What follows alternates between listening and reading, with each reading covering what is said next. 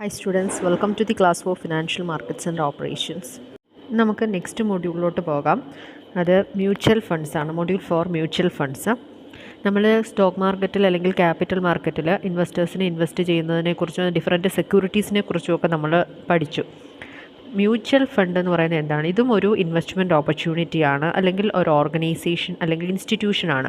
അപ്പോൾ നമുക്കെല്ലാവർക്കും പിന്നെ സ്റ്റോക്ക് മാർക്കറ്റിലോ ക്യാപിറ്റൽ മാർക്കറ്റിലോ ഒക്കെ ഇൻവെസ്റ്റ്മെൻറ്റ് നടത്താൻ ആഗ്രഹം ഉണ്ടാകും. പക്ഷേ നേരിട്ട് നമുക്ക് ഇൻവെസ്റ്റ്മെൻറ്റ് നടത്തിയാൽ നമ്മൾ വാങ്ങുന്ന ഷെയറുകൾ എത്രമാത്രം നമുക്കതിനകത്തുനിന്ന് പ്രോഫിറ്റ് ഏൺ ചെയ്യാൻ സാധിക്കും, അതിൻ്റെ ട്രെൻഡ് എങ്ങനെയാണ്, ഇതിനെക്കുറിച്ച് കൃത്യമായിട്ടുള്ളൊരു നോളജ് നമുക്ക് ഉണ്ടാകില്ല. പക്ഷേ മ്യൂച്വൽ ഫണ്ടാണെന്നുണ്ടെങ്കിൽ അതിൻ്റെ അകത്ത് വളരെ നോളജുള്ള ഒരു ഫണ്ട് മാനേജർ ഉണ്ടാകും. അപ്പോൾ അവർ കൃത്യമായിട്ട് നമ്മൾ ജസ്റ്റ് ഷെയറുകൾ നമ്മൾ നേരിട്ട് വാങ്ങുന്നില്ല, നമ്മൾ മ്യൂച്വൽ ഫണ്ടിനെ അപ്രോച്ച് ചെയ്തിട്ട് അവരാണ് നമുക്ക് വേണ്ടി ഷെയറുകൾ വാങ്ങിക്കുന്നത്. അപ്പം ഇത് ഒരുപാട് ഇൻവെസ്റ്റേഴ്സിൻ്റെ കയ്യിൽ നിന്നും mutual fund share cash collect ചെയ്ത് ഡിഫറൻറ്റ് സെക്യൂരിറ്റീസിൽ ഇൻവെസ്റ്റ്മെൻറ്റ് ചെയ്യുന്ന ഒരു ഓപ്പർച്യൂണിറ്റിയാണ് മ്യൂച്വൽ ഫണ്ട്, അല്ലെങ്കിൽ അങ്ങനെ ഒരു ഇൻസ്റ്റിറ്റ്യൂഷനാണ് മ്യൂച്വൽ ഫണ്ട് എന്ന് പറയുന്നത്. That is, mutual fund is a common pool of money into which investors place their contributions that are to be invested in different types of securities in accordance with the stated objectives. അപ്പോൾ അവർക്ക് ഇൻവെസ്റ്റേഴ്സിനെ സംബന്ധിച്ചിടത്തോളം അവർക്കൊരു regular return കിട്ടുന്നതിന് വേണ്ടിയും അവർ risk ഇല്ലാതെ, mutual ഫണ്ടിനാണെങ്കിൽ നമ്മൾ നേരിട്ട് ഷെയറുകൾ വാങ്ങുന്നതിനേക്കാൾ risk കുറവാണ്. കാര്യം ഫണ്ട് മാനേജേഴ്സ് വളരെ നല്ല രീതിയിൽ തന്നെ ഈ ഇൻവെസ്റ്റേഴ്സിൻ്റെ കയ്യിൽ നിന്നും കളക്ട് ചെയ്യുന്ന ഫണ്ട് വളരെ ബ്ലൂ ചിപ്പ് സെക്യൂരിറ്റീസ്, അതായത് ബ്ലൂ ചിപ്പ് കമ്പനീസിൻ്റെ സെക്യൂരിറ്റീസിലാണ് ഇൻവെസ്റ്റ് ചെയ്യുന്നത്. മൾട്ടിനാഷണൽ കമ്പനീസ് അല്ലെങ്കിൽ ഹൈ ഏണിംഗ് പ്രോഫിറ്റുള്ള കമ്പനീസൊക്കെ, പ്രോഫിറ്റ് ഉറപ്പുള്ള, അവർക്ക് ആ ട്രെൻഡിനെ കുറിച്ചൊക്കെ നന്നായിട്ട് അവയർനെസ് ഉള്ള ആളുകളാണ് ഇതിൻ്റെ അകത്ത് നമുക്ക് വേണ്ടി, ഇൻവെസ്റ്റേഴ്സിന് വേണ്ടി ഫണ്ട് മാനേജ് ചെയ്യുന്നത്. അപ്പോൾ അങ്ങനെയുള്ള ഒരു ഇൻസ്റ്റിറ്റ്യൂഷനാണ് മ്യൂച്വൽ ഫണ്ട്. അപ്പം an equity fund would buy equity assets, ordinary shares, preference shares, warrants etc. അപ്പോൾ പല രീതിയിൽ ഈ മ്യൂച്വൽ ഫണ്ടിൽ ഇൻവെസ്റ്റ്മെൻറ്റ് നടത്താം. ഇക്വിറ്റി ഫണ്ടിലാണെങ്കിൽ ഇക്വിറ്റി അസറ്റ്സുകൾ വാങ്ങാം, ഇക്വിറ്റി ഷെയർസും പ്രിഫറൻസ് ഷെയർസും വാറൻസും ഒക്കെ. അതുപോലെ ബോണ്ട് ഫണ്ട് ആണെന്നുണ്ടെങ്കിൽ ലെഫ്റ്റ് ഇൻസ്ട്രുമെൻറ്റ്സ് ആയിരിക്കും വാങ്ങുക. Debenture fund, government securities, money market securities ഇവയൊക്കെയാണ്. അതുപോലെ തന്നെ ബാലൻസ്ഡ് ഫണ്ട് ആണെന്നുണ്ടെങ്കിൽ ഇക്വിറ്റി അസറ്റ്സുകളും ഡെറ്റ് ഇൻസ്ട്രുമെൻറ്റ്സും രണ്ടും മിക്സ് ആയിരിക്കും വാങ്ങുക. ഒരു മ്യൂച്വൽ ഫണ്ട് ഷെയർ ഹോൾഡർ എന്ന് പറഞ്ഞാൽ യൂണിറ്റാണ് അവിടെ അവർ പർച്ചേസ് ചെയ്യുന്നത്. അതായത് ഒരു ഇൻവെസ്റ്റർക്ക് ഷെയർ മാർക്കറ്റിൽ ഇൻവെസ്റ്റ്മെൻറ്റ് ചെയ്യണം എന്ന് ആഗ്രഹമുണ്ട്. അപ്പോൾ മ്യൂച്വൽ ഫണ്ടിനെ സമീപിച്ചു. അപ്പോൾ മ്യൂച്വൽ ഫണ്ടിൽ ഇത്ര യൂണിറ്റുകൾ ആ ഷെയർ ഹോൾഡർ വാങ്ങാൻ ആഗ്രഹിക്കും. നമ്മൾ ഷെയറുകളായിട്ടല്ല വാങ്ങുന്നത്, നമ്മൾ ഇൻവെസ്റ്റേഴ്സ് യൂണിറ്റ്സ് പർച്ചേസ് ചെയ്യുകയും അപ്പോൾ എത്ര യൂണിറ്റ് വേണമെന്നുണ്ടെങ്കിലും വാങ്ങാം. അപ്പോൾ ആ യൂണിറ്റിനനുസരിച്ച് അവർ ഈ ഫണ്ട് ഡിഫറൻറ്റ് സെക്യൂരിറ്റീസിലൊക്കെ ഇൻവെസ്റ്റ്മെൻറ്റ് നടത്തി അതിൻ്റെ റിട്ടേൺ ഈ ഷെയർ ഹോൾഡേഴ്സ് അല്ലെങ്കിൽ ഈ യൂണിറ്റ് ഹോൾഡേഴ്സിന് നൽകുന്നത്. അപ്പോൾ ഇതിനകത്ത് യൂണിറ്റ് ഹോൾഡേഴ്സ് എന്നാണ് പറയുന്നത്. യൂണിറ്റാണ് ഇവിടെ ഇൻവെസ്റ്റേഴ്സ് വാങ്ങുന്നത്. അവർ നേരിട്ട് ഷെയറുകളിൽ ഇൻവെസ്റ്റ്മെൻറ്റ് നടത്തുന്നില്ല. മ്യൂച്വൽ ഫണ്ടാണ് പല ഇൻവെസ്റ്റേഴ്സിൻ്റെ കയ്യിൽ നിന്ന് ക്യാഷ് കളക്ട് ചെയ്ത് ഡിഫറൻറ്റ് സെക്യൂരിറ്റീസിൽ ഇൻവെസ്റ്റ്മെൻറ്റ് നടത്തുന്നത്. നമുക്ക് മ്യൂച്വൽ ഫണ്ടിൻ്റെ കോൺസെപ്റ്റ് എന്താണെന്ന് നോക്കാം. മ്യൂച്വൽ ഫണ്ട് നമുക്ക് എസ്സേ വരാൻ സാധ്യതയുള്ള ഒരു ക്വസ്റ്റ്യൻ ആണ് കേട്ടോ. മ്യൂച്വൽ ഫണ്ടുമായി ബന്ധപ്പെട്ട് നമുക്ക് എന്തെങ്കിലുമൊക്കെ ഒരു എസ്സേ വരാൻ സാധ്യതയുണ്ട്, 5 മാർക്ക് ക്വസ്റ്റ്യൻസ് വരാൻ സാധ്യതയുണ്ട്. അപ്പോൾ മ്യൂച്വൽ ഫണ്ടിൻ്റെ സെബി റെഗുലേഷൻ അനുസരിച്ച് മ്യൂച്വൽ ഫണ്ടിൻ്റെ ഡെഫിനിഷൻ നോക്കാം. SEBI Mutual Fund Regulations defines mutual fund as a fund established in the form of a trust or to raise monies through the sale of units to the public or a section of the public under one or more schemes for investing in securities including money market instruments or gold related instruments or real estate assets. അപ്പോൾ mutual ഫണ്ടുകൾ invest ചെയ്യുന്ന securities എന്ന് പറയുന്നത് അത് money market instruments ആകാം, gold ആകാം, അല്ലെങ്കിൽ ഗോൾഡുമായി ബന്ധപ്പെട്ട മറ്റ് ഇൻസ്ട്രുമെൻറ്റ്സുകളാകാം, റിയൽ എസ്റ്റേറ്റ് അസറ്റുകളാകാം. അപ്പോൾ അങ്ങനെ നല്ല പ്രോഫിറ്റബിൾ ആയിട്ടുള്ള ഡിഫറൻറ്റ് ഇൻവെസ്റ്റ്മെൻറ്റ് ഓപ്പർച്യൂണിറ്റീസിലാണ് ഇവർ ഇൻവെസ്റ്റ്മെൻറ്റ് നടത്തുന്നത്. അങ്ങനെയുള്ള സ്കീംസുകളിലാണ് ഇൻവെസ്റ്റ്മെൻറ്റ്, 1-2 സ്കീംസുകളിൽ ഇൻവെസ്റ്റ്മെൻറ്റ് നടത്തുന്നു പബ്ലിക്കിന് വേണ്ടി. അപ്പം ഇത് ഒരു ട്രസ്റ്റായിട്ടാണ് ആക്ട് ചെയ്യുന്നത്. That is management of fund trusted with the company. ഈ പബ്ലിക്കിൻ്റെ ഫണ്ട് മാനേജ്മെൻറ്റ് ഈ കമ്പനിയിലാണ് ട്രസ്റ്റ് ചെയ്തിരിക്കുന്നത്. അപ്പോൾ അതിൻ്റെ ഒരു ബേസിൽ കമ്പനി പബ്ലിക്കിൻ്റെ കയ്യിൽ നിന്ന് ഫണ്ട് റൈസ് ചെയ്യുന്നു, എന്നിട്ട് യൂണിറ്റ്സുകൾ വിൽക്കുന്നു. യൂണിറ്റ്സുകളാണ് പബ്ലിക്ക് വാങ്ങുന്നത്. അപ്പം പബ്ലിക്കിൽ ഡിഫറൻറ്റ് സെക്ഷൻസിലുള്ള ആളുകൾക്ക് ഇതെന്ത് ചെയ്യാം, ഈ യൂണിറ്റ്സുകൾ വാങ്ങാം. എന്നിട്ട് ഈ ഫണ്ട് കമ്പനി യൂസ് ചെയ്യുന്നത് ഡിഫറൻറ്റ് ഈ പറഞ്ഞതുപോലെയുള്ള ഇൻസ്ട്രുമെൻറ്റ്സുകളിൽ അത് ഇൻവെസ്റ്റ് ചെയ്യാനായിട്ടാണ് ഉപയോഗിക്കുന്നത്. അപ്പം നമുക്ക് ക്ലിയറായിട്ട് മനസ്സിലായി, മ്യൂച്വൽ ഫണ്ട് എന്ന് പറയുന്നത് ഇൻവെസ്റ്റേഴ്സിൻ്റെ കയ്യിൽ നിന്ന് ഫണ്ട് കളക്ട് ചെയ്തുകൊണ്ട് ഡിഫറൻറ്റ് കമ്പനീസിൻ്റെ സെക്യൂരിറ്റീസിലൊക്കെ ഇൻവെസ്റ്റ്മെൻറ്റ് നടത്തുകയാണ് എന്നുള്ളത് ക്ലിയറാണ്. Next objectives of mutual funds. Mutual funds എന്തിനു വേണ്ടിയാണ്, ഇതിൻ്റെ ജനറലായിട്ടുള്ള ഒബ്ജക്റ്റീവ്സ് എന്തൊക്കെയാണ്? അപ്പം ഇതൊരു സ്പെഷ്യൽ ടൈപ്പ് ഓഫ് ഇൻവെസ്റ്റ്മെൻറ്റ് ഇൻസ്റ്റിറ്റ്യൂഷനാണ്. പല ആളുകളുടെ കയ്യിൽ നിന്നുള്ള സേവിങ്സ്, സ്കാറ്റേർഡ് ആയിട്ടുള്ള സേവിങ്സ് കളക്ട് ചെയ്ത്, അതായത് സ്മോൾ ഇൻവെസ്റ്റേഴ്സിൻ്റെയൊക്കെ സേവിങ്സ് കളക്ട് ചെയ്ത് അവർക്ക് പ്രോഫിറ്റബിൾ ആയിട്ടുള്ള പല ഇൻവെസ്റ്റ്മെൻറ്റ് സെക്യൂരിറ്റീസൊക്കെ ഉണ്ടല്ലേ. അപ്പോൾ ഡൈവേഴ്സിഫൈഡ് ആയിട്ടുള്ള പോർട്ട്ഫോളിയോ എന്ന് പറഞ്ഞാൽ പല ഒരു സെക്യൂരിറ്റിയിൽ മാത്രമല്ല ഇൻവെസ്റ്റ് ചെയ്യുന്നത്, പല സെക്യൂരിറ്റീസിൽ. ഇപ്പോൾ ഇക്വിറ്റി ആണെന്നുണ്ടെങ്കിലും അതിൻ്റെ ഓണർഷിപ്പ് കിട്ടുന്നുണ്ട്, ഹൈ റിട്ടേൺ എക്സ്പെക്റ്റ് ചെയ്യാൻ സാധിക്കും. അതുപോലെ തന്നെ മറ്റ് ഡെപ്റ്റ് ക്യാപിറ്റൽ ഇൻസ്ട്രുമെൻസുകളാണെങ്കിലും അവർക്കൊരു റെഗുലർ ഇൻട്രസ്റ്റ് ഏൺ ചെയ്യാനായിട്ട് സാധിക്കും. അങ്ങനെ പല ഫീച്ചേഴ്സുള്ള സെക്യൂരിറ്റീസിലാണ് ഇവർ ഇൻവെസ്റ്റ്മെൻറ്റ് നടത്തുന്നത്. അപ്പോൾ ആ റിസ്ക് അങ്ങ് ഡൈവേഴ്സിഫൈ ചെയ്ത് പോകാനായിട്ട് സാധിക്കും. അപ്പോൾ എന്തൊക്കെയാണ് ഈ മ്യൂച്വൽ ഫണ്ടിൻ്റെ ഒബ്ജക്റ്റീവ്സ് നോക്കാം. First, mobilize scattered savings from all economic units and channelize them for productive purpose through various schemes and products. അപ്പം ഈ മ്യൂച്വൽ ഫണ്ട് ഇൻവെസ്റ്റ് ചെയ്യാൻ ഉദ്ദേശിക്കുന്ന പല സ്കീംസുകളിലായിരിക്കും. അതായത് ഒരുപാട് ഇതുപോലെയുള്ള ഇൻസ്ട്രുമെൻസുകളിലൊക്കെയാണ് ഇൻവെസ്റ്റ്മെൻറ്റ് ചെയ്യാനായിട്ട് ഉദ്ദേശിക്കുന്നത്, പ്രൊഡക്റ്റീവായിട്ടുള്ള. അപ്പോൾ അതിനാവശ്യമായിട്ടുള്ള ഫണ്ട് പല ഇൻവെസ്റ്റേഴ്സിൻ്റെ കയ്യിൽ നിന്ന് സ്കാറ്റേർഡ് ആയിട്ട് എല്ലാവരും ചെയ്യുന്ന കൊച്ചു കൊച്ചു സേവിങ്സ് എല്ലാം കൂടി ഒരുമിച്ച് ചേർത്ത് പൂൾ ചെയ്തിട്ട് മ്യൂച്വൽ ഫണ്ടുകൾ ഇൻവെസ്റ്റ്മെൻറ്റ് നടത്തുന്നു. അപ്പോൾ ഇങ്ങനെ സ്കാറ്റേർഡ് ആയിട്ടുള്ള സേവിങ്സ് മൊബിലൈസ് ചെയ്യുക എന്നുള്ളത് ഇതിൻ്റെ ഒരു ഒബ്ജക്റ്റീവാണ്. Next, to offer investment in diversified portfolio with professional management services which minimise risk and offer a fair return in the form of capital appreciation and income. ഇത് പ്രധാനമായിട്ടും ഓഫർ ചെയ്യുന്നത്, ഞാൻ പറഞ്ഞു, ഒരു സെക്യൂരിറ്റിയിൽ മാത്രമല്ല പല സെക്യൂരിറ്റീസിലാണ് ഇതിൻ്റെ അകത്ത് ഇൻവെസ്റ്റ്മെൻറ്റ് നടത്തുന്നത്. അതുകൊണ്ട് ഇതൊരു ഡൈവേഴ്സിഫൈഡ് പോർട്ട്ഫോളിയോ ആണ്. ഒരെണ്ണം മാത്രമല്ല, പല രീതിയിൽ ഈ ഫണ്ട് ഇൻവെസ്റ്റ് ചെയ്യുന്നുണ്ട്.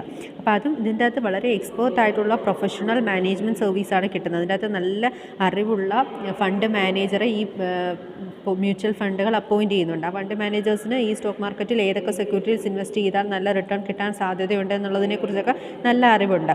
അതുകൊണ്ട് തന്നെ ഇതിൻ്റെ അകത്ത് റിസ്ക് വളരെ കുറവാണ്. ഒരു ഫെയർ റിട്ടേൺ അല്ലെങ്കിൽ ക്യാപിറ്റൽ അപ്രീസിയേഷനായിട്ടും ഇൻകമായിട്ടും ഒരു ഫെയർ റിട്ടേൺ ഇവർക്ക് എക്സ്പെക്റ്റ് ചെയ്യാനായിട്ട് സാധിക്കും. അപ്പം അങ്ങനെ ഒരു ഇൻവെസ്റ്റ്മെൻറ്റ് ഡൈവേഴ്സിഫൈഡ് പോർട്ട്ഫോളിയോ ഓഫർ ചെയ്യുക എന്നുള്ളതും ഈ മ്യൂച്വൽ ഫണ്ടിൻ്റെ ഒരു ഒബ്ജക്റ്റീവാണ്. Next, it provides small investors access to investment in capital market and other financial instruments through different schemes. സാധാരണക്കാരായിട്ടുള്ള സ്മോൾ ഇൻവെസ്റ്റേഴ്സിന് ഇങ്ങനെ ക്യാപിറ്റൽ മാർക്കറ്റിലൊക്കെ ഇൻവെസ്റ്റ്മെൻറ്റ് നടത്താൻ ഒരു ബെസ്റ്റ് ഓപ്പർച്യൂണിറ്റിയാണ് ആക്ച്വലി മ്യൂച്വൽ ഫണ്ട് എന്ന് പറയുന്നത്. സ്മോൾ ഇൻവെസ്റ്റേഴ്സിന് ഡയറക്റ്റ് ക്യാപിറ്റൽ മാർക്കറ്റിൽ ഇൻവെസ്റ്റ് ചെയ്ത് കഴിഞ്ഞാൽ അവരുടെ ഫണ്ട് നഷ്ടപ്പെടാനുള്ള സാധ്യതയുണ്ട്. കാര്യം അവർക്ക് അതിനെക്കുറിച്ച് നല്ല നോളജ് ഇല്ല. പക്ഷേ അവർ ഈ ഫണ്ട് മ്യൂച്വൽ ഫണ്ടിനെ ഏൽപ്പിക്കുകയാണെങ്കിൽ അത് മ്യൂച്വൽ ഫണ്ടിൻ്റെ ഒരു യൂണിറ്റ് വാങ്ങിക്കുകയാണെന്നുണ്ടെങ്കിൽ ഫണ്ട് മാനേജേഴ്സ് നല്ല എക്സ്പേർട്ട് ആയിട്ടുള്ള ആളുകളാണ്. അവർ ഈ പല സ്കീംസിൽ ഇൻവെസ്റ്റ് ചെയ്ത് ഫെയർ ആയിട്ടുള്ളൊരു റിട്ടേൺ അവർക്ക് ഷുവർ ആക്കാനായിട്ട് സാധിക്കും. അപ്പം അങ്ങനെ ഒരുപാട് സ്മോൾ ഇൻവെസ്റ്റേഴ്സിന് ഈ ക്യാപിറ്റൽ മാർക്കറ്റിലെ ഇൻവെസ്റ്റ്മെൻറ്റ് ആക്സസ് ആക്കുക, അങ്ങനെയുള്ളൊരു ഓപ്പർച്യൂണിറ്റി പ്രൊവൈഡ് ചെയ്യുക എന്നുള്ളതും മ്യൂച്വൽ ഫണ്ടിൻ്റെ ഒരു ഒബ്ജക്റ്റീവാണ്. നമുക്ക് മ്യൂച്വൽ ഫണ്ടിൻ്റെ ജനറൽ ക്യാരക്ടറിസ്റ്റിക്സ് എന്തൊക്കെയാണ് മ്യൂച്വൽ ഫണ്ടിൻ്റെ സവിശേഷതകളെന്ന് നോക്കാം. First one, it's an organised this fund is organised in the form of A trust. അപ്പോൾ ഈ മ്യൂച്വൽ ഫണ്ട് എന്ന് പറയുന്ന ഒരു ട്രസ്റ്റിൻ്റെ ഫോമിലാണ് രൂപപ്പെടുത്തിയിട്ടുള്ളത്. പല ആളുകളുടെ ഫണ്ട് കമ്പനി മാനേജ് ചെയ്യുന്ന ഒരു ട്രസ്റ്റായിട്ടാണ് ഇത് ആക്ട് ചെയ്യുന്നത്. It's organised in the form of A trust. Then it's A financial intermediary. അപ്പം പല കമ്പനീസിൻ്റെ ഇൻസ്ട്രുമെൻസുകളിൽ ഇൻവെസ്റ്റ് ചെയ്യാൻ ഇൻവെസ്റ്റേഴ്സിനെ സഹായിക്കുന്ന അല്ലെങ്കിൽ ഇൻവെസ്റ്റേഴ്സിൻ്റെയും കമ്പനിയുടെയും ഇടയ്ക്ക് നിൽക്കുന്ന ഒരു ഫിനാൻഷ്യൽ ഇൻ്റർമീഡിയറിയാണ് മ്യൂച്വൽ ഫണ്ട് എന്ന് പറയുന്നത്. So it's A financial intermediary. Next one, ownership is joint and proportional to the amount contributed by unit holders. അതായത് ഇതിൻ്റെ അകത്ത് മ്യൂച്വൽ ഫണ്ടിൽ യൂണിറ്റ് വാങ്ങുന്ന നമ്മൾ യൂണിറ്റ് ഹോൾഡേഴ്സാണ്. ഇൻവെസ്റ്റേഴ്സ് യൂണിറ്റ് ഹോൾഡേഴ്സാണ്. അവരെത്ര യൂണിറ്റ് വാങ്ങുന്നു അതിൻ്റെ പ്രപ്പോർഷനിലായിരിക്കും അവർക്ക് ഓണർഷിപ്പ് കിട്ടുക. ഇപ്പോൾ 10 യൂണിറ്റ്സ് വാങ്ങിച്ചാൽ അതിനനുസരിച്ചുള്ള റിട്ടേൺ ആയിരിക്കും അവർക്ക് കിട്ടുക, അല്ലെങ്കിൽ അത്രയും ഓണർഷിപ്പാണ്. അപ്പം ഓണർഷിപ്പ് എന്ന് പറയുന്നത് its proportional to the amount contributed by unit holders. എല്ലാ യൂണിറ്റ് ഹോൾഡേഴ്സിൻ്റെയും ഫണ്ട് ഒരുപോലെ ഡൈവേഴ്സിഫൈഡ് ആയിട്ടുള്ള സെക്യൂരിറ്റീസിൽ ഒരുപോലെ തന്നെയാണ് ഇൻവെസ്റ്റ്മെൻറ്റ് നടത്തുന്നത്. പക്ഷേ അവർ എത്ര യൂണിറ്റാണോ വാങ്ങിയത് ആ ബേസിസിലായിരിക്കും അവർക്കതിൻ്റെ ഓണർഷിപ്പ് കിട്ടുക. എല്ലാത്തിലും ആളുകൾക്ക് ഓണർഷിപ്പ് ഉണ്ട്, പക്ഷേ its proportional to the amount contributed by unit holders. Then the next objective is investor gets back unit of the mutual funds in return of the money invested.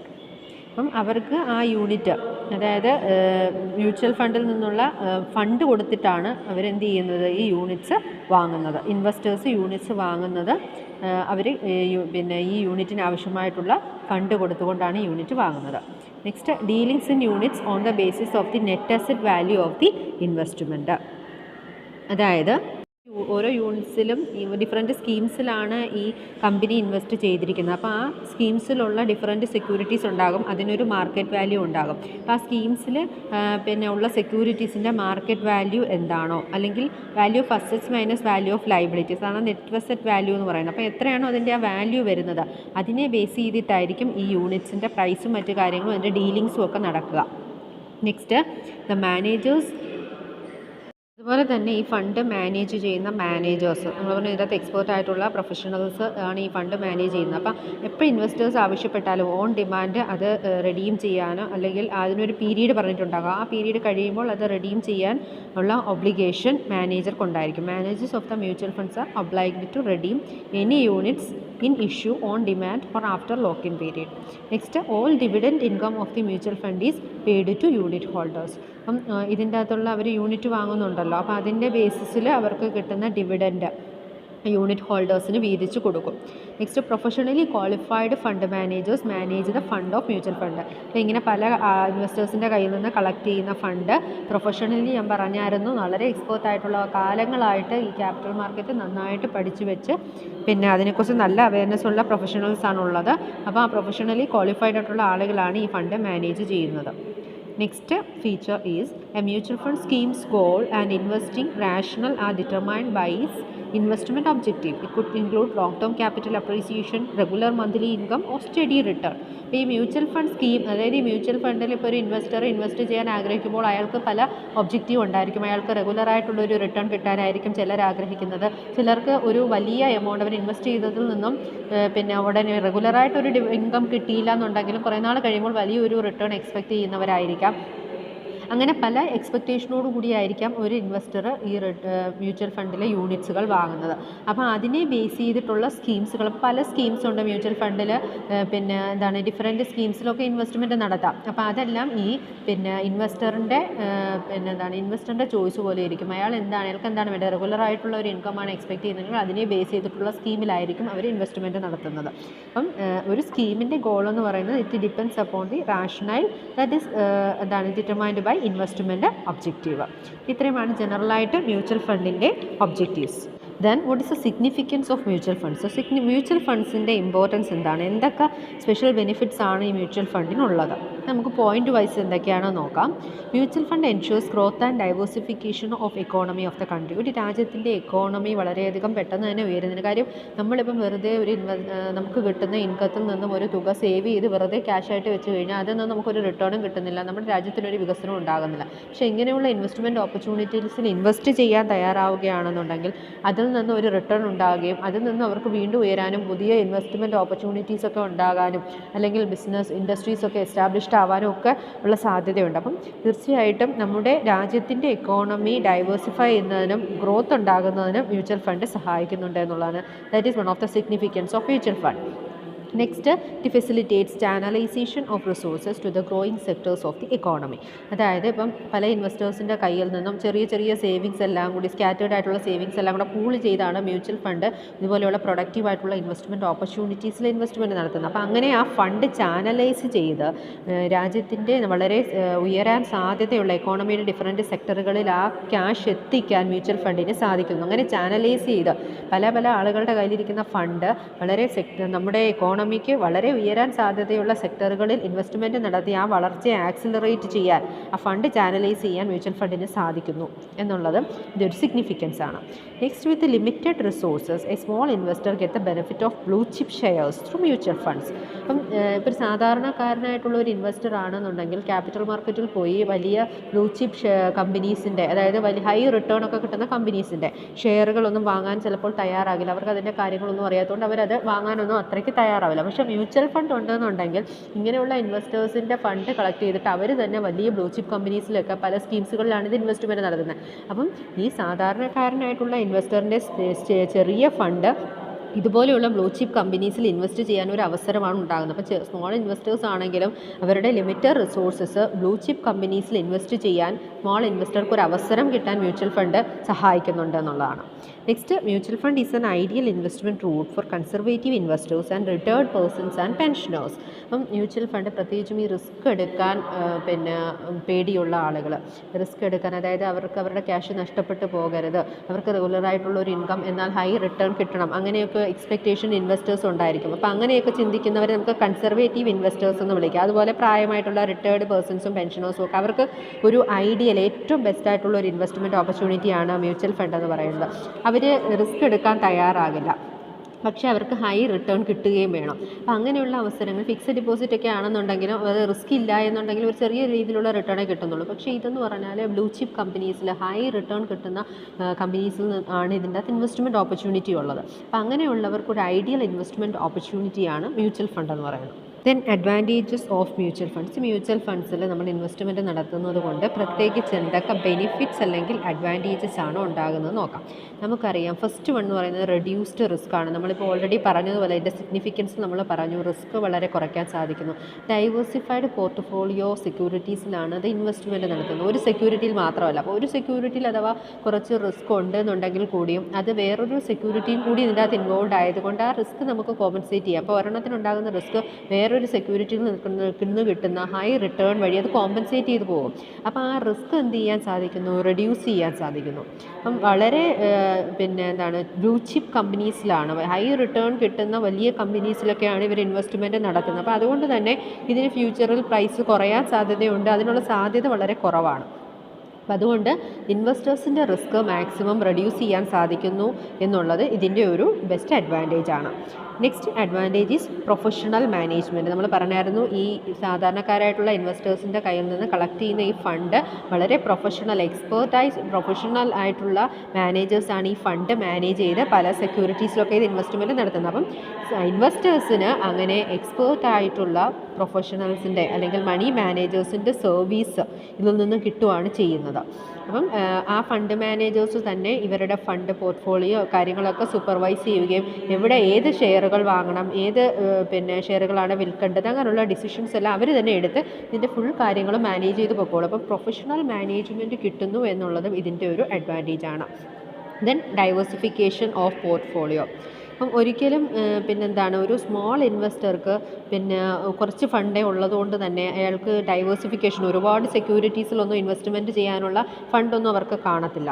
പക്ഷേ എന്നാൽ വലിയ കമ്പനീസിലൊക്കെ ഇൻവെസ്റ്റ്മെൻറ്റ് ചെയ്യാൻ ആഗ്രഹവും ഉണ്ടാകും. അപ്പം മ്യൂച്വൽ ഫണ്ടിൽ പാർട്ടിസിപ്പേറ്റ് ചെയ്ത് കഴിഞ്ഞാൽ അവർക്ക് ഇങ്ങനെ പല കമ്പനീസ്, ലാർജ് ഇൻഡസ്ട്രീസിൻ്റെയൊക്കെ പല കമ്പനീസിൽ ഇൻവെസ്റ്റ്മെൻറ്റ് നടത്താൻ ഒരവസരമാണ് കിട്ടുന്നത്. അപ്പോൾ ലാർജ് വോളിയത്തിൽ തന്നെ മിനിമം ഇവർക്കൊരു ഫീസ് കൊടുക്കണമായിരിക്കും, അതിൽ നിന്ന് ഹൈ റിട്ടേൺ എക്സ്പെക്റ്റ് ചെയ്യാൻ സാധിക്കുന്നു. അപ്പം പല സെക്യൂരിറ്റീസിൽ, ഡൈവേഴ്സിഫൈഡ് ആയിട്ടുള്ള സെക്യൂരിറ്റീസിൽ ഇൻവെസ്റ്റ്മെൻറ്റ് നടത്താനുള്ള ഒരു അവസരമാണ് മ്യൂച്വൽ ഫണ്ട് എന്ന് പറയുന്നത്. Then automatic reinvestment. അപ്പം നമുക്ക് ഈ ഓട്ടോമാറ്റിക് മ്യൂച്വൽ ഫണ്ടിൽ നിന്നും കിട്ടുന്ന ഡിവിഡൻസും ക്യാപിറ്റൽ ഗെയിൻസും വീണ്ടും നമുക്ക് ഈ മ്യൂച്വൽ ഫണ്ടിൽ തന്നെ ഇൻവെസ്റ്റ്മെൻറ്റ് ചെയ്യാനായിട്ട് സാധിക്കും. അപ്പോൾ an individual investor may not find it easy to reinvest as he may be tempted to spend it for many things. അപ്പം നമുക്ക് ഒരു സാധാരണക്കാരനായിട്ടുള്ള ഒരു ഇൻവെസ്റ്റർ ആകുമ്പോൾ അയാൾക്ക് ഫണ്ട് ഇങ്ങനെ കിട്ടുവാണെന്നുണ്ടെങ്കിൽ അത് മൊത്തം സ്പെൻഡ് ചെയ്ത് കളയാനാണ് സാധ്യത. അപ്പോൾ ഈ ഓട്ടോമാറ്റിക് റീഇൻവെസ്റ്റ്മെൻറ്റ് എന്ന് പറയുന്ന മ്യൂച്വൽ ഫണ്ടിൻ്റെ ഒരു ഫീച്ചർ ഉള്ളത് കൊണ്ട് തന്നെ അവർ ഈ സേവിങ്സ് ആയിട്ട് തന്നെ ഫോഴ്സ്ഡ് ഒരു സേവിങ്സ് ആണെന്ന് പറയാം. അതായത് നിർബന്ധമായിട്ടും ഇതിൻ്റെ അകത്ത് ഇൻവെസ്റ്റ്മെൻറ്റ് ചെയ്യണം. അപ്പോൾ ലോങ് റണ്ണിൽ ഇവർക്കതൊരു ബെനിഫിറ്റാണ്. ലോങ് ടേമിൽ ഒരു ഹൈ എമൗണ്ടായിട്ട് അത് റിട്ടേൺ ചെയ്യാനായിട്ട് സാധിക്കും. Next, timing of investment. അപ്പം കൃത്യമായിട്ടുള്ള ഇൻവെസ്റ്റ്മെൻറ്റ് കറക്റ്റ് സമയത്ത് ഇതിൻ്റെ അകത്ത് ഇൻവെസ്റ്റ്മെൻറ്റ് ചെയ്യാനായിട്ട് സാധിക്കുന്നു. കാര്യം നമ്മൾ പറഞ്ഞു, ഇതിൻ്റെ അകത്ത് പ്രൊഫഷണൽ എക്സ്പേർട്ടുകളുടെ സർവീസ് ഉണ്ട്. അവർക്ക് they are well known about the conditions in the capital market. അപ്പം ഏതൊക്കെ ഷെയർസിൽ ഇൻവെസ്റ്റ് ചെയ്യണമെന്നുള്ളതിനെക്കുറിച്ചൊക്കെ കൃത്യമായിട്ടുള്ള അവയർനെസ് ആ പ്രൊഫഷണൽ മാനേജേഴ്സിനുണ്ട്, അല്ലെങ്കിൽ ഫണ്ട് മാനേജേഴ്സിനുണ്ട്. അപ്പം ആ ഒരു സർവീസ് കറക്റ്റ് ടൈമിൽ ഇൻവെസ്റ്റ്മെൻറ്റ് നടത്തുക എന്നുള്ളതും ഇതിൻ്റെ ഒരു അഡ്വാൻറ്റേജ് ആണ്. Expertise in the selection of shares and debentures and timing are made available to investors through mutual fund. Next advantage is liquidity of investment. Liquidity എന്ന് പറഞ്ഞാൽ നമുക്കറിയാം ക്യാഷായിട്ട് അവൈലബിൾ ആകുക എന്നുള്ളതാണ്. അപ്പോൾ ഈ യൂണിറ്റ് ഹോൾഡേഴ്സിന് കൃത്യമായിട്ട് ഇതിൻ്റെ സ്കീംസിലൊക്കെയുള്ള ഡിഫറൻറ്റ് സെക്യൂരിറ്റീസിൻ്റെ മാർക്കറ്റ് പ്രൈസൊക്കെ വളരെ ഹൈ ആയിട്ടുള്ള മാർക്കറ്റ് പ്രൈസൊക്കെ ആയിരിക്കും. അപ്പോൾ അതുകൊണ്ട് തന്നെ ഈ യൂണിറ്റ് ഹോൾഡേഴ്സിന് ക്യാഷ് ആവശ്യമുള്ള സമയത്ത് യൂണിറ്റുകൾ മറ്റ് പാർട്ടീസിന് വിറ്റുകൊണ്ട് അവർക്കത് ക്യാഷായിട്ട് കൺവേർട്ട് ചെയ്യാൻ സാധിക്കും. അതായത് യൂണിറ്റ് റിഡീം ചെയ്തുകൊണ്ട് അവരുടെ ക്യാഷ് തിരിച്ചു വാങ്ങാനായിട്ട് സാധിക്കും. അപ്പോൾ ഈ ഒരു ഇൻവെസ്റ്റ്മെൻറ്റിന് ഹൈ ലിക്വിഡിറ്റിയും ഉണ്ടെന്ന് നമുക്ക് പറയാം. അടുത്ത ഒരു ബെനിഫിറ്റ് സേവിങ് ഹാബിറ്റാണ്. അതായത് മ്യൂച്വൽ ഫണ്ട് ഇങ്ങനെയുള്ള കൊച്ചു ഇൻവെസ്റ്റേഴ്സിൻ്റെയൊക്കെ ഫണ്ട് പൂൾ ചെയ്ത് പല ഇൻവെസ്റ്റ്മെൻറ്റ് ഓപ്പർച്യൂണിറ്റീസിൽ ഇൻവെസ്റ്റ്മെൻറ്റ് നടത്തുമ്പോൾ അപ്പോൾ അത് ഇൻവെസ്റ്റേഴ്സിന് കൂടുതൽ സേവ് ചെയ്യുന്നതിനുള്ള ഒരു എൻകറേജ്മെൻ്റ് ആണ്. അവർക്ക് നല്ലൊരു റിട്ടേൺ അവരുടെ സേവിങ്സിൽ നിന്നും അച്ചീവ് ചെയ്യാൻ പറ്റുന്നുണ്ട്. ആളുകളുടെ ഇടയിൽ ഒരു സേവിങ് ഹാബിറ്റ് ക്രിയേറ്റ് ചെയ്യാൻ ഈ മ്യൂച്വൽ ഫണ്ട് ഹെൽപ്പ് ചെയ്യും. Next advantage is tax shelter. Tax shelter എന്ന് പറഞ്ഞാൽ നമുക്കറിയാം നമുക്ക് കിട്ടുന്ന ഇൻകത്തിൽ നിന്നും നമ്മളൊരു പോർഷൻ ഗവൺമെൻറ്റിന് നമ്മൾ ടാക്സ് ആയിട്ട് പേ ചെയ്യേണ്ടി വരും. പക്ഷേ ഈ ഒരു മ്യൂച്വൽ ഫണ്ടിൽ നമ്മൾ ഇൻവെസ്റ്റ്മെൻറ്റ് നടത്തുമ്പോൾ ചില സ്കീംസുകളൊക്കെ ഗവൺമെൻറ്റിൻ്റെയൊക്കെ ചില സ്കീംസുകളൊക്കെ ഉണ്ട്. അപ്പോൾ അതിൻ്റെ അകത്തൊക്കെ ഇൻവെസ്റ്റ്മെൻറ്റ് നടത്തി കഴിഞ്ഞാൽ ടാക്സ് ഡിഡക്ഷനൊക്കെ അലൗഡാണ്. അപ്പോൾ ആ ഇൻകംസൊക്കെ ഇതിൻ്റെ അകത്തുനിന്ന് ഒഴിവായി കിട്ടും ടാക്സ് കൊടുക്കുന്നതിൽ നിന്നും. അപ്പം ആ ടാക്സബിൾ ഇൻകത്തിൽ നിന്ന് നമുക്ക് കുറയ്ക്കാനായിട്ട് സാധിക്കും. അപ്പോൾ അതും ഒരു ബെനിഫിറ്റാണ്. അതാണ് ടാക്സ് ഷെൽട്ടർ എന്ന് പറയുന്നത്. അപ്പോൾ സെക്ഷൻ 80C ഇൻകം ടാക്സ് ആക്ടിൻ്റെ സെക്ഷൻ 80C അനുസരിച്ചുള്ള ടാക്സ് റിലീഫ് ഇങ്ങനെയുള്ള സ്കീംസുകൾക്ക് ഇൻവെസ്റ്റേഴ്സിന് കിട്ടുന്നു എന്നുള്ളതൊരു ബെനിഫിറ്റാണ്. Next investment care. Investment care എന്ന് പറഞ്ഞാൽ ഈ ആളുകളുടെ ഇൻവെസ്റ്റ്മെൻറ്റ് പബ്ലിക്കിൻ്റെ ഇൻവെസ്റ്റ്മെൻറ്റിന് നല്ലൊരു കെയർ ആണ് കിട്ടുന്നത്. കാര്യം അതിൻ്റെ അകത്ത് വലിയ റിസ്ക് ഒന്നുമില്ല. ആ റിസ്ക്കും കാര്യങ്ങളും എല്ലാം മാനേജ് ചെയ്യുന്നത് ഓൾറെഡി ഇതിനെക്കുറിച്ച് നല്ല അവയർനെസ് ഉള്ള പാർട്ടീസാണ്. അവർക്ക് അതുപോലെ സെബിയുടെയും മറ്റ് റെഗുലേഷൻസോ അല്ലെങ്കിൽ കമ്പനീസിൻ്റെ റൂൾസോ റെഗുലേഷൻസോ ഒന്നിനെക്കുറിച്ചും വറീഡ് ആവേണ്ട കാര്യം ഇൻവെസ്റ്റേഴ്സിനില്ല. അവർ ജസ്റ്റ് മ്യൂച്വൽ ഫണ്ടിൽ ഇൻവെസ്റ്റ് ചെയ്യുന്നു എന്ന് മാത്രം. അവർ നേരിട്ട് ഷെയറുകൾ വാങ്ങുകയോ അങ്ങനെയുള്ള കാര്യങ്ങളൊന്നും ചെയ്യുന്നില്ല. അതൊക്കെ ഇതിൻ്റെ അകത്ത് അവയർനെസ് ഉള്ള ആളുകൾ തന്നെയാണ് ചെയ്യുന്നത്. അപ്പോൾ അതുകൊണ്ട് ഇൻവെസ്റ്റേഴ്സിന് പ്രത്യേകിച്ച് സ്ട്രെസ്സിൻ്റെയോ സ്ട്രെയിനിൻ്റെയോ ആവശ്യമൊന്നും വരുന്നില്ല. അവർക്ക് നല്ല പ്രൊഫഷണൽ എക്സ്പേർട്സിൻ്റെ സർവീസ് കിട്ടുന്നുണ്ട്. അവർ തന്നെയാണ് സെക്യൂരിറ്റീസ് വാങ്ങുകയും വിൽക്കുകയും നല്ല സയൻറ്റിഫിക് അനാലിസിസിൻ്റെ ബേസിലാണ് അവർ ഈ സെക്യൂരിറ്റീസ് വാങ്ങുകയും വിൽക്കുകയൊക്കെ ചെയ്യുന്നത്. അപ്പോൾ ഇത്രയാണ് ഇതിൻ്റെ ജനറൽ ആയിട്ടുള്ള അഡ്വാൻറ്റേജസ്.